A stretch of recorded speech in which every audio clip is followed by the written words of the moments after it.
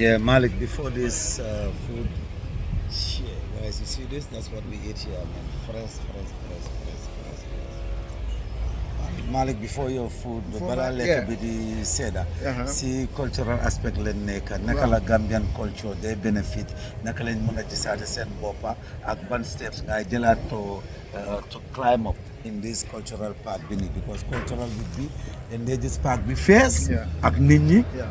People come out in their numbers there dafa mel ni sax moo gën a ëpp doole yeneen bés yi so Yeah. wow. Yeah, like I said, the festival now is really kind of a big flagship program, not only for us, but the people of, obviously predominantly Gambians and Senegambians, but it's like an African thing, and it's growing. Before I got to this point, I was giving kind of a shout out to a whole team. Obviously, I said someone like Ibu Ture, Babu Njai Sala. We still have the old guys who are still from the original, like Usailet, like Ansu. So, so the team is still there, and with Yaram, we always open. The more the merrier. So we kind of co-op as many people as possible. I hope the women folk, most people will say Emma, because he's the one who talks a lot. Emma, But there's a lot of Emma other people. Emma is our sister. Yeah, She yeah, used exactly. to do a lot for us. But the new Togal, So but there's a lot of other Yeah. people behind the scene who support a lot, Right. and like I said, the team has expanded here, and we run as a sort of a organization because we're getting support from the council. So we have to be well structured. We have a board of directors, we have a chair, we have all this. So it's not just ordinarily run like that, But that's fine still. But we manage to straddle and deal with the people if we need to deal with people at a kind of a local level. But like I said, we are well structured and all these things. But coming back to in terms of the impact of the cultural festival, one thing that really, in a nutshell, kind of captured this to me was last year. I remember we had sort of a public kind of town hall meeting of sort when the Vice President of the Gambia with the Minister of Finance, with the Minister of External Affairs and the Minister of Higher Education and a big delegation. They were in UK? Yeah, they came to UK. Okay. And they wanted to meet Gambians and so it was like kind of a, like I say, open meeting really. And in this meeting, there was this young chap, because nowadays we have to understand that London has also, the demographics have changed. Yes. It's not the same as what obtained in the 90s. Things change. We're talking now probably third generation Gambians in there and third generation Africans. So these people, they don't think like me and you when we're going to London. It's, our mindsets are kind of different. Right. So you have to understand that. So when this young boy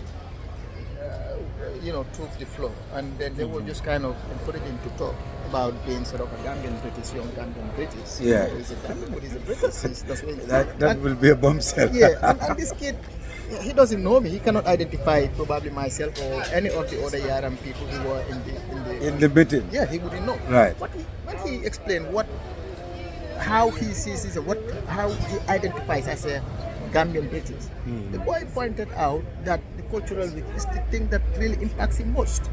So you can see. So this kind of cultural grounding that we give into these kids by bringing their culture, how it's so important. people, it's not just about the merriment. Especially the ones that never come to it's Africa not before. about just for them to know what's their roots. Yeah. So to me, to us in general, we it's not okay. It's good for everyone to come and kind of a big reunion with old friends and all that. But the impacts are way more than that.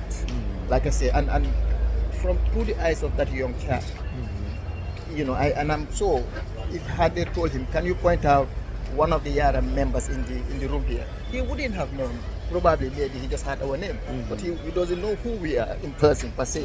But you see, what we do, it has that impact in him. And we had this long before that. We have parents calling us and saying how some of these young people were looking up when we introduced. Remember, prior to this Yaram festival, obviously, like I say, it keeps evolving here in ER.